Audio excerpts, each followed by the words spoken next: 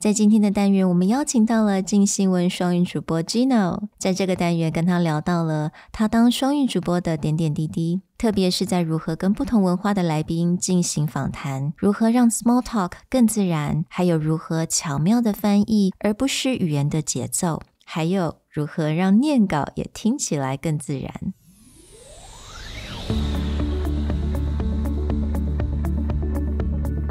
Hello， 欢迎来到 Executive Plus 主管与沟通力的 Podcast。I'm Sherry, an educator, certified coach, and style enthusiast.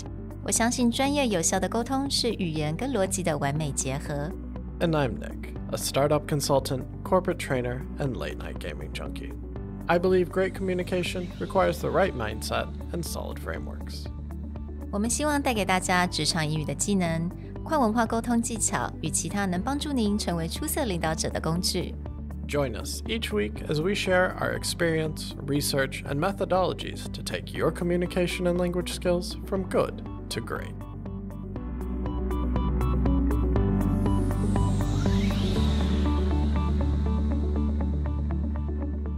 Hey everybody, welcome back to the Executive Plus podcast. Today, we have a special guest, one that can actually teach Sherry and I quite a bit about how to do this whole broadcasting thing. And we're going to have him share some of his thoughts on communication, on being a news anchor, and other pieces of cultural communication or his own communication that he brings from the West into the East. 我们今天邀请到了一位他的声音会让我们耳朵都怀孕的 Gino 王，那他是镜新闻晚间新闻的主播。So welcome Gino. Now that you said it, I have to sound even more magnetic. No, that's not how I sound. Hi, 大家好，我是 Gino， 我是王显瑜。我在台湾出生，台湾长大，但是在高中的时候我去了美国，之后高中和大学在美国完成学业，然后就回台湾当兵，然后进入了新闻这一块。我之前在中央广播电台，在联合报，在镜周刊，在三立待过，现在我在镜新闻负责晚间新闻的播报，还有主持一个国际的新闻节目，叫做全球聊天室。 You said your background was in broadcasting. And psychology. Okay, that's really how did cool. you end up with that combination? I started out, I wanted to be a psychologist, but my mom was like, well, that's great, but, you know, maybe you want to pursue another. It might not be the safest option. She wants me to have a plan B, and my plan B being journalism. And so that's why I ended up graduating with both degrees, and now I'm a journalist. Now, that's interesting because I would assume it's usually the opposite around. Like journalism seems a bit more of like a creative or artistic field. Oh, right. Where most parents would be like, you're going to be a starving artist. You go into some kind of hard science or something. I feel like I have this, I'm great at empathizing with people. And that's why I wanted to be a psychologist. Maybe I want to be a therapist. But back then, that was in early 2000s. And the whole idea around like counseling is that it's not very popular in Taiwan, and my mom didn't want me to be a starving therapist. And then so she suggested that I have a backup plan. And then, which is good because I am not strong in the sense that if I were a therapist and if I had a client come into me and be like, well, I'm feeling really down because this and this happened. My father passed away. I might not be able to provide the service that I wish I could. I might just, hug them and just let's try it out. But I can't do it for like every day of the week. And it's not healthy and it's not sustainable. And so it's good that I became a reporter instead of a therapist. So, 那你觉得因为你对心理学的这个 profession 非常了解，那你会不会觉得你把它带进你的 journalist? Definitely. I feel like the two majors that I graduated with, the skill sets, they complement each other. I'm very attuned. I try to be very attuned to people's body language, how they seem insecure, how they seem confident. And I try to interpret that and use it to my advantage in terms of shaping the next question I might ask. And so, if I had an interviewee on my show and they seem very nervous, I don't want to start out with toughest question. Like I want them to feel comfortable. So I would, make some office small talk, as ask them about something they're really familiar with, or ask them about, how they got here and all that. Once they are less nervous, and it shows in their body language, I would then proceed with my hard-hitting questions. How much flexibility do you have on the desk as far as like, I'm sure you have timing segments that you need to hit, right? So do you give yourself some kind of time frame to say, okay, I know this person is nervous. I want to get them comfortable, but I only have about like 2 or 3 minutes to really get them in the place so that I can get into the hard part of the interview? Or is a lot of that done like in post? A lot of the interviews that I do, they are not live. So there's a lot that can be done in post. Or sometimes I try to talk to my interviewee before we start shooting. And then so it doesn't, the small talk doesn't really affect the actual interview itself, if that makes sense. With my degree in journalism, I would be lying if I said I never had any regrets, because I did go to school in the States. Right. And most families who can send their children to go and study abroad, they tend to be families that are relatively more well off. And so a lot of my peers, my classmates, they are in fields like, electrical engineering or business management, some very fancy sounding fields. And they are doing incredible things now. And they are living the life of their dreams. They are timeshare at hotels, or like just traveling, and then college reunions. And then we would hang out and like, hey, Gino, what do you do? Oh, well, me, I'm just a humble TV reporter. And I'm just like, I wish I had more business acumen to, I guess, pursue a more financially rewarding career. But I'm happy with where I am right now. But actually, I would think a lot of your friends would be very jealous of where you are right now. No, they don't care. Yeah. Because I understand what you're saying, 当然，我觉得尤其是在我那个年代啦，能够送小孩子出去真的是家庭稍微要比较，当然你能够 support， 所以我觉得很多人，我的朋友也是，很多人都现在都是在企业里面或者是接家里的企业。So yeah, so I kind of understand what that means. Like that reunion has a little bit of pressure and stress. Don't mind me, I'm just here. Don't ask me any questions now. Yeah, but your ability to connect with people and okay, I got to ask this question though.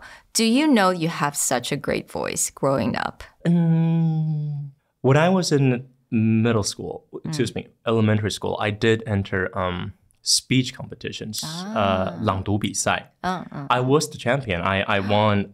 I think I was the champion. 校内冠军. I was the sort of the best in my school, and I was 乡 in terms of I came from 龙潭乡. It's in Taoyuan. I entered the Xiang competition, and I was also the champion. So I grew up learning to, I guess, enunciate even when I speak Mandarin. I don't know if I have a good voice, because when I first started out in radio and I heard myself, and I was just like, this is awful. I think that's the reaction everybody gets when they first hear themselves. True. Like, is this really me? Is this how I've been sounding my entire life? Yes. But we hear ourselves differently because because when we speak, we hear ourselves not through just air, but through like our skull, cranial, through our skull. So sound transmits differently when you're the speaker and the listener versus someone who's just listening to you. It's a skill that you have to acquire to learn to appreciate your voice, I think, in the end. And I realized that I sound even more awful when I speak English. Chinese is my mother tongue. I have no problem speaking it. But when I speak English and when I record myself, I'm just like, really? Not only is my voice weird, my pronunciation and everything is just so off. It's at the end of this podcast, I don't know if I want to go back and listen to it. But I will. But I'm going to have to really force myself to sit down and not, skip through a lot of, okay. Well, yeah. I think our listener can disagree with that. 因为你的声音就是会让人家怀孕那种让耳朵怀孕的声音 for sure. I would say the same as like, because I do all our editing. Like I can't stand my own voice. Like I just listen to this for too many hours a week in order to handle that. Getting back into that piece though, this is a bit ingrained in you growing up. Your mom is encouraging you to go into this field. But when you first made that decision and first stepped into it, what were some of the biggest challenges or lessons? They'd be like, okay, I'm in broadcast now, whether it started, you said starting in the radio, but then moving into TV. Was that something you had to kind of like continually push yourself to do, or did it feel natural walking into these roles? It felt natural. Going up to people and ask questions is always challenging. It's just, I don't think a lot of people would find that situation to be comfortable. But I feel like once I start talking with people, I have a way of not making them nervous. And so I guess it comes naturally. And also I listen to a lot of NPR and I just love hearing stories. And I get a sense of, I don't know if it's a sense of accomplishment or sense of pride when I can tell a story well. And it's just, that in and of itself is very rewarding. And that's why I stayed on this career path. So like speaking of storytelling, so you're very passionate about that. Has it always been easy for you to tell a story, or you had to really find your way to do that or learn the different skills? I mean, because, you know, we talk about storytelling a lot and we talk about storytelling in presentation, in workplace. I wonder if you have any advice for our listeners when it comes to storytelling. Is there any kind of lessons that you could provide or any takeaways? I feel like there's so many aspects to how to tell a good story. The way you structure your storyline, the way you verbally present yourself. One thing, it's not so much about storytelling, but it's about making you an interesting conversationalist, is to never end your sentence with a period, but end with a conjugation. What I'm saying is that this is something I noticed in a lot of the TV presenters in the US or NPR1 hosts, is that if I was trying to say, this person went to the park, but what he did next was unexpected. Instead of ending the sentence like this guy went to the park, period. But then he saw blah, blah, blah. I would try to end the sentence with a but. He went to the park, but, and then you pause there. Because people are waiting to, like, what's the but? Like, what happened to him? Did he die? Did he see something? So don't end your sentence with a period. End with a but, and then, or like end, or just start your next sentence, but just ever so give out that little bit of information that hooks the listener's interest. I find that to be a little trick that works when you want to keep engaging with the audience. Yeah. So it's about creating that sense of anticipation. Anticipation, right? thank like you. If something's coming, get ready, lean in a little bit, prepare for the next piece, right? 那我觉得这真的非常有用。所以 listeners again， 刚刚Gino 就说了嘛，就是我们句子的最后不是一个句号，而是一个 conjugation， 也就是所谓的连接词 and then adding with a little pause, right? 一个停顿。 Exactly, and that's the tip that I shared with some of my fellow anchors. I was having dinner with anchors from other TV stations, and we're talking about how we present the news, and that's the trick that I told them. In Chinese, I'd be like, 该名男子表示 blah blah blah, 可是 and then that's where I pause. And then instead of 该名男子表示他从来没有接触过这些毒品, and that's the period. Yeah. But I would never end my sentence there. I would try to, start the first two words of my next sentence. 但是 or 然而警方 yeah. To give some anticipation to the audience. Yeah. Now, I would be curious on the flip side, because when you're doing interviews, part of your job, and this is a very difficult job, is to pull stories out of other people. Right? When you're telling the story, you can use these own tricks.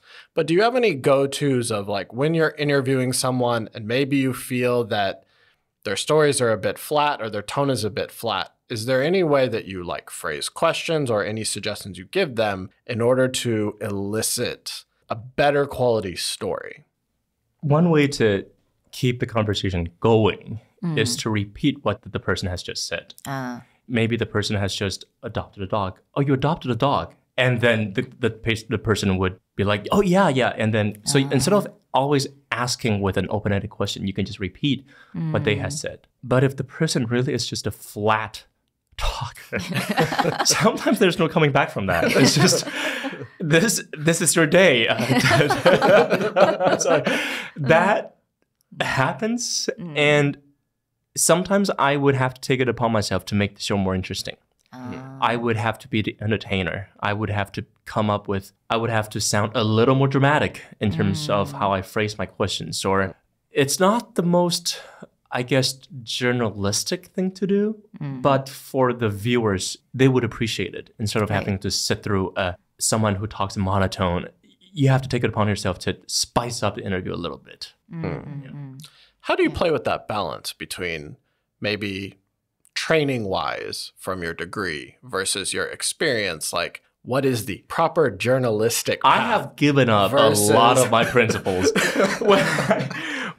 I remember when I was in college, I went to Syracuse University. The professor has taught us a lot of things. And one thing that he told us to never do is to ask your interviewee to do something. There was a piece when one of my classmates did where he asked people at an art exhibit to clap their hands in unison, like 1, 2, 3. He got an F for that because the professor was like, you should never ask them to, because that's like you're a director and they're acting. That's not journalism, that's acting. Here in Taiwan, you see that all the time. You see TV reporters go into like an office and then they would ask the person maybe at the front desk to pick up the phone and pretend be like, hello, you're speaking to, there's no call coming in. And that is just acting. But that's accepted in Taiwan. When I first saw it, I was like, you guys have degraded yourselves with such malpractice. I can't say I've never done the same.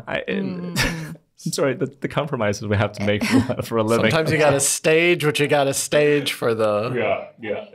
Is there anything else that what you do now kind of contradict with what you've learned at school?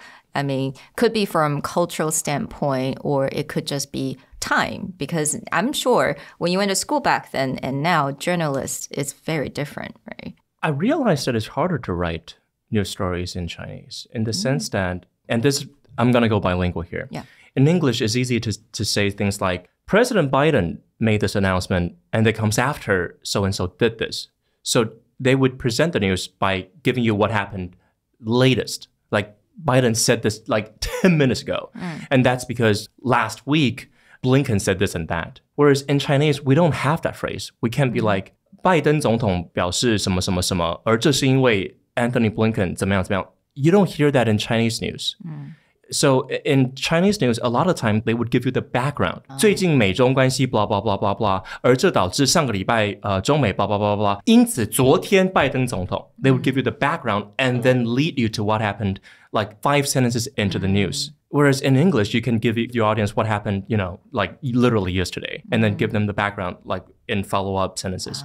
And one of the reasons being, if I was presenting Nick, right? This is Nick who has been in Taiwan for 15 years, and he is a show host and blah, blah, blah.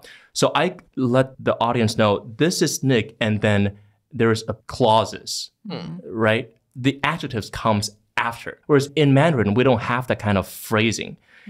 It'll have to be, 这就是在台湾住了15年，现在是 radio host 的 Nick. So there's a long list of adjectives that comes for your name. Right. We don't have, this is Nick who, blah, blah, blah. So I feel like English can be more hard-hitting in terms of like, this is Nick. That's the point I want to get across. And by the way, he is also this and this and that. Whereas in Mandarin, it has to be, this is the person who is this, and that, and that's Nick. And that's why I feel like sometimes when I hear news in English, it feels more relevant, more timely. Right. Whereas in Chinese, it doesn't feel so much like news. It feels like a story. And it feels less hard-hitting. And that's one of the things that I noticed. And I'm trying to change that in terms of the way I present the news. I'm trying to do what I just said, like, 这是拜登总统表示 blah, blah, blah, blah, 而这是因为 I'm trying to do that. But that's not a common practice I noticed in TV news. Because you're basically using English logic, which also is more of like a Western logic flow. So you're not just influencing the language, you're actually influencing like the cultural logic, how people process information, right? Yeah. So I think that's why English can just be very direct, right? Yes. Because I mean, business English, they favor the directness, conciseness of being very succinct with the language, right? Right. But I think it's just harder to do because of language itself. Right? Language and culture. Yeah, so then my follow-up to that would be, do you feel that there's obviously a cultural reason why news or stories are presented a certain way in Chinese. But do you feel that when you're trying to mix it up or you're trying to adjust that, is there any pushback? Do you get either within your producers, etc., be like, no, that's not how we want to present this story, or like say other anchors? Or are people feeling open to this adjustment based on maybe other current events or media shifts? I don't think people notice that I do that. they see Biden. A lot of time when people watch TV news, they're not sitting there with a notepad jotting down what the anchor is saying.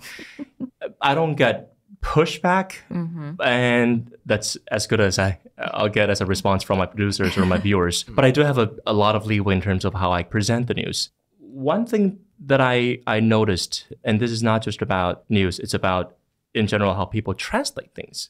It's like I said, how in English, you can go, this is Nick, who blah, blah, blah, blah, blah. And in Chinese, I noticed that sometimes when people translate things, they do the same. 这就是来台湾来了15年，并且已经在主持这个 radio show， 然后并且什么什么什么什么的 Nick. We don't say that in Chinese. Yeah. It's a mouthful, and people forget like what? So I think a better way to translate would be 这就是来台湾来了15年的 Nick. 而且他也主持了一个 radio show. So if you're listening and if your job involves translation,不要让你的翻译有那么重的所谓翻译感. Don't make it sound so much like you can just tell this was a translation. Break it up. It's easier for you, and it's easier for the viewer or the reader. That's just so important. Bringing back the natural flow of the language you want to go into, right? 让它比较口语化，对不对？了解。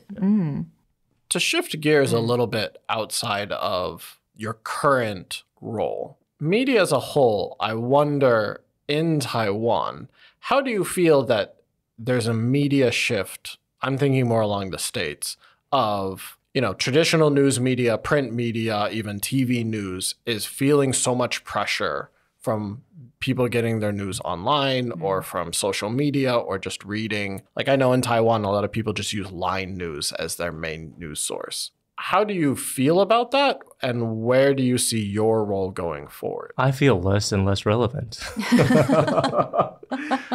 When I tell my friends or when I meet new people at a social function and I'm like, I'm a TV reporter and sometimes I present the news. And they're like, that's good for you. I never watch the news. I know you never. Nobody watches news anymore. It's a trend that I have very little power in shifting or redirecting. I try to make my news as engaging as possible. I try to make it less boring so that people who do tune in, thank you so much, would not tune out. I don't have a solution to how to save the media business, how to save TV news or print media. I think that's the $1 million question. And I don't believe I have it. I don't believe I have an answer at this point. Yeah. I mean, not particularly expecting you to have an answer, but I would be curious from your side because you also have a pretty strong social media presence. But are you consciously trying to find a bridge, or is it you're really focused on, being the best anchor you can be, like honing in on your specific skill set? I feel like, the social media presence is important because the reason I wanted to be a news anchor is because I wanted to be a person of influence, not for the fame. Fame is good, but my end game is this is going to sound so corny, to change the world. I really do want to change the world.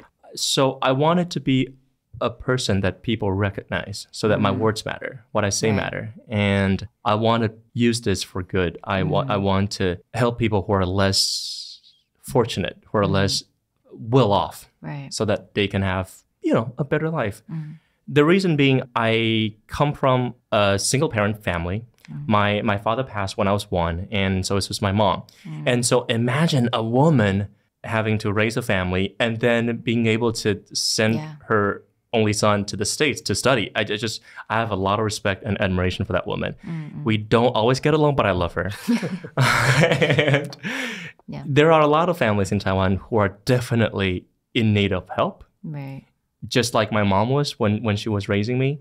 And I consider myself very lucky But I don't think I did anything to deserve that luck, that treatment. I'm not particularly smart. I'm not particularly athletic. I was just lucky to be born into a family that took really good care of me. So I wanted to be a news anchor so that maybe I'll make more money. Maybe I can give some of the money I make to causes that I care about. Or maybe I just want to do my part in making the world a better place. And so I've been involved with some children organizations where I spend time with foster kids on weekends. And it can be so tiring, but it's fun.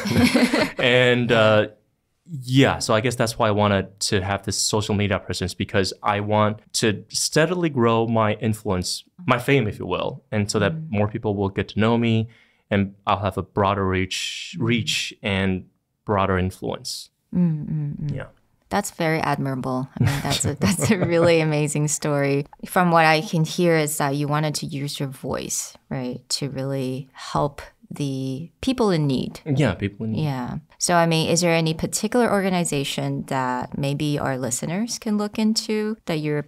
Yeah, I'm involved with the 新北市家福中心的展爱服务队. So 家福中心 is an organization that helps look after children from troubled families. And so these kids would be placed in foster homes, maybe their aunties or uncles or just strangers who have decided to care for some child in need. And every now and then, these foster parents would have to go to like classes on, how to take care of children or seminars. And so in the meantime, who's going to take care of these children?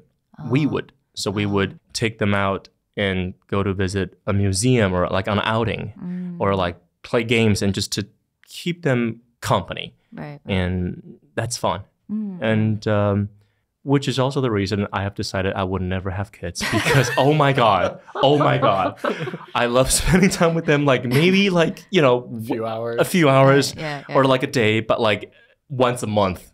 I have so much respect for parents out there. Shout out to you. How many kids do you have to spend time with each time? So it's usually like 15 of us adults with maybe 20, 25 kids. Okay. And they can be, some of them are in kindergarten, some of them are in elementary school. It's different age group every time. Yeah. 一对二 usually. Yeah. Okay. But I think that balances to what are the motivations behind that. I mean, I think a lot of people will look at anyone on TV or anyone with a big social media. It's like they just want the attention. But understanding the underlying motivation or the background of this is not just about necessary attention for me, but it's an opportunity to be a voice for, say, underprivileged or underserved audiences. When I see celebrities that are like, oh, I'm in it for I want to help people. I'm like, no, shut the front door. Shut the front door. No, you're in it for the fame, aren't you? But no, really, that's not where I came from. I really want to make a difference in this world. You mean when you see them like Instagram just posting them next to a pool? Yeah, or like how like beauty pageants, like, oh, world peace. Shut the front door. But really, there are nice people out there, me included. Thank you. Yeah. Well, it's like part of that is where it's like the follow-up action has to match, right? If you're in it for the swag and all you're doing is posting all the stuff you get from events, that's one thing. But then you do see quite a few people who use that influence and the financial gains as well to make a bigger difference. Right. I mean, you get into, it's an extreme example, but it's like, is Bill Gates' biggest legacy going to be creating Microsoft or the fact that he has donated more money than most countries can afford? Right. To Bill and Melinda Foundation is what it's called? Yeah. So I just thought of this question. Do you I'm sure you don't, but how do you adjust when you have to interview someone that you don't quite like, don't quite respect? Do you find it kind of difficult, or you have a way to kind of take your personal feelings out of that situation? I keep it cordial. I stay polite to the extent I can.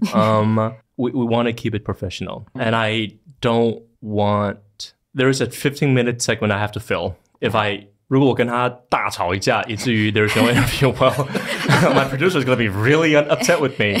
So I would be all smiles, be like, well, welcome, you nut job. No, I'll keep that to myself. I would still do the interview, and I would ask them questions. I wouldn't rebuke them but I would give them information that may not be in line with what they're saying and let them explain. And that's the extent I'll. So one last question though. Do you have, because you mentioned that some of your shows is actually not live, so there's post-editing that we can do, but some of the shows definitely live. And that's, I mean, what is the process and how do you get yourself into that space? Because I always really admired who can do live shows, especially news, because you can't really make a mistake. So how do you do that? Oh, yes, you can. I have made plenty of mistakes.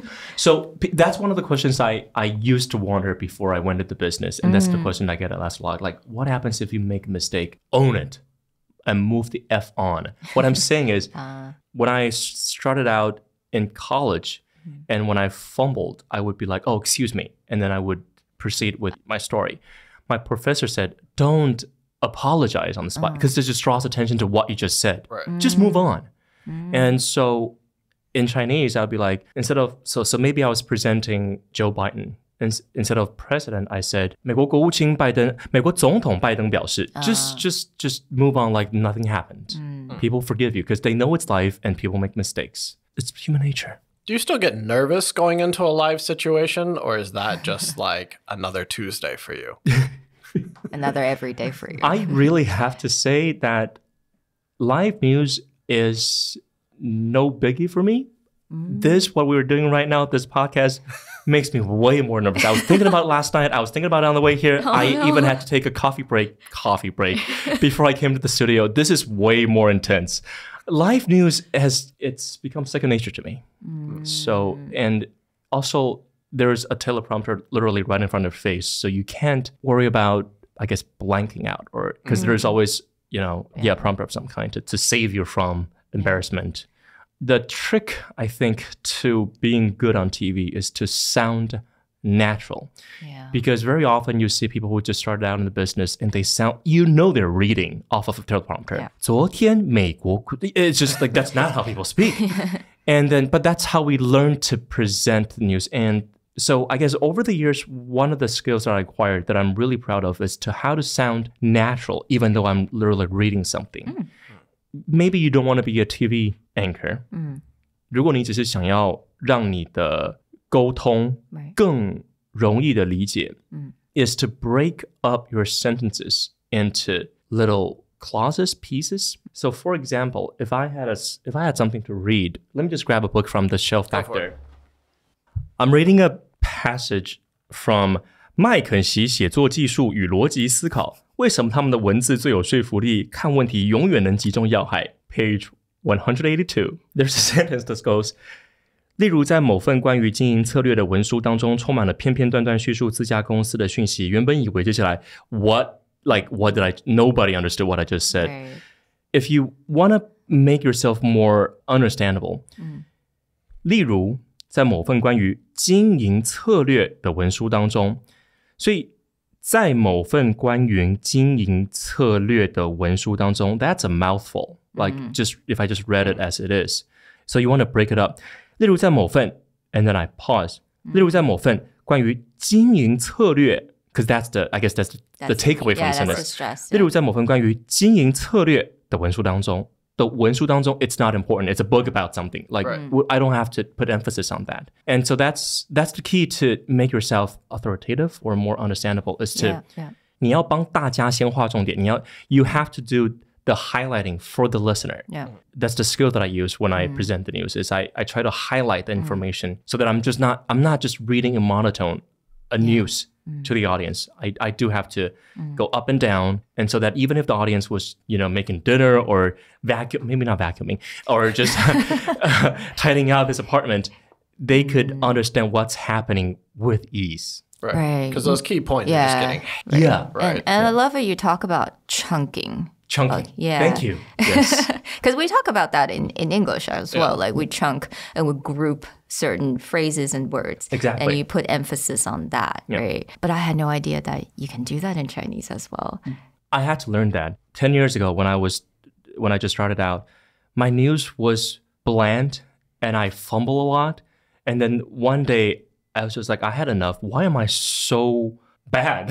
And so I went to a senpai, a 前辈, someone senior. And I was like, can you teach me how to present news? And then he brought a piece of paper, like a sentence, and he literally drew circles on the sentence, like chunking. He was chunking them. Be like, this is how you read the sentence. You don't go from beginning to end and then only pause at the punctuation. Right. You pause when you want to put an emphasis on words or ideas. And that helped me so much. And that's the idea that I want to pass on, is to chunk your sentences. Yeah, that helps so much. Oh, that's fantastic. I also notice, I'm not sure if this is natural or something that you had to learn as well. There's also sort of a musical cadence to how you're doing that. Is there? Yeah. Because I think it's the emphasis, right, that you put into certain chunks that sounds like there's a musical cadence. I think I'm just a dramatic person. What? Thank you. I think I didn't know I had a musical cadence, but thank you. I think one of the experiences that has helped me just tremendously from my time in the US is the importance of self-deprecation. In Chinese, self-deprecation would be called 自我解嘲, I think. Yeah. And I just find that I watch a lot of stand-up comedy, and I just find self-deprecation humor to be so on point and so relatable. And 我现在尽量用这个方式来让跟我沟通的人知道 I mean no harm. Don't be scared. 自我解嘲是一个我觉得在台湾没有那么多人在使用，但是在美国很常见的一种沟通方式，或者是 stand-up comedy 单人喜剧相声的方式。原因就是因为当你自我解嘲的时候，跟你讲话的人不会觉得你那么有距离，他会说哦，原来你也会犯这些错，瞬间拉近了你跟对方的关系。那如果用得好，你可以把自己取笑一下，对方也会跟你很有共鸣。那在美国我学到的，除了有新闻的那些写作技巧 self-deprecation is definitely key. Because we talked about that. Yeah, we talked about in how to be charming in a second language. Self-deprecating humor was one of the key things that we found different pieces. You've touched a bit on, now we're talking about stand-up comedy, but you talked about NPR before. Are there any particular shows that really influenced you or that you go back to or you would recommend people listen to, whether it's like an NPR show or host or a stand-up comedian that you just kind of feel has very strong either structure or speaking style? I used to listen to Hidden Brain. It's a show on NPR, but it's since removed. I think they have different platform now. But Hidden Brain, I guess in 中文是藏起来的大脑. Hidden Brain is a really good show because it's about psychology. It's about why people behave the way they do. That's just such a good show. When I listen to NPR, I intentionally don't subscribe to any podcast because I want to keep my feed as eclectic as possible. Right.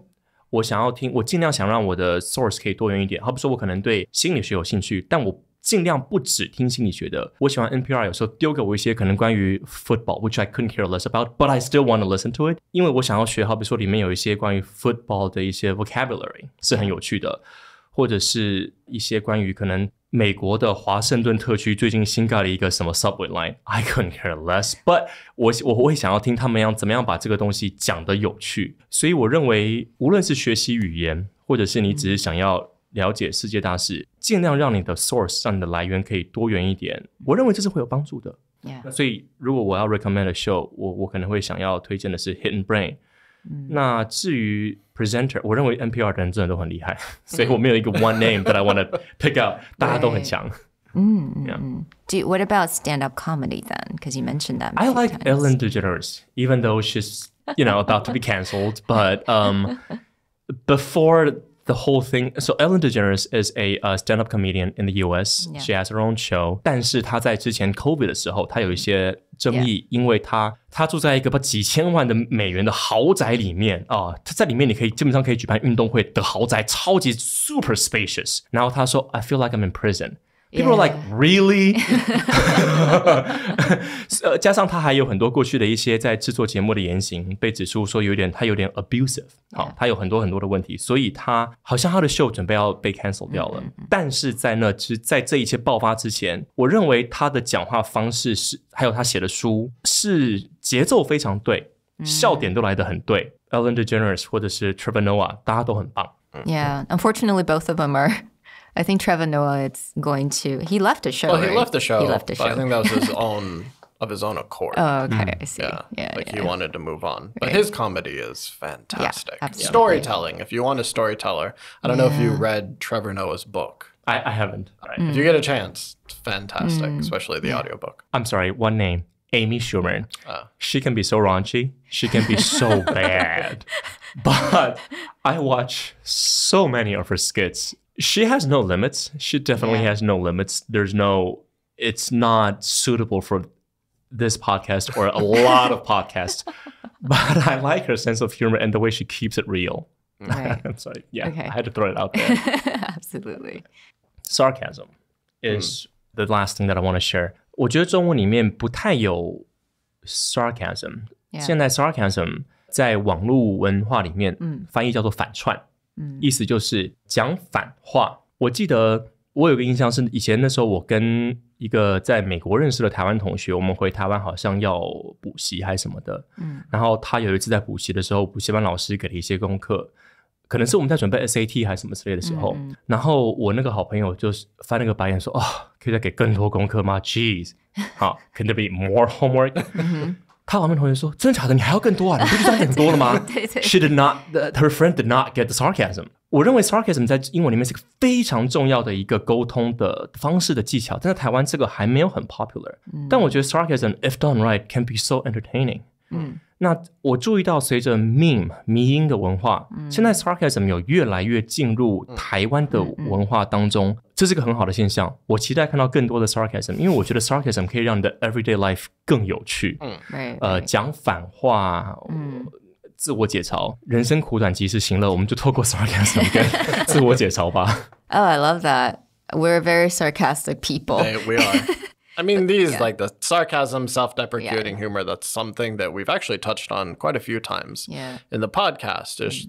And I think a lot of that is also cultural. Like you cannot really understand a language without understanding the underlying part of how people use it. The cultural context, yeah. It's important. Yeah.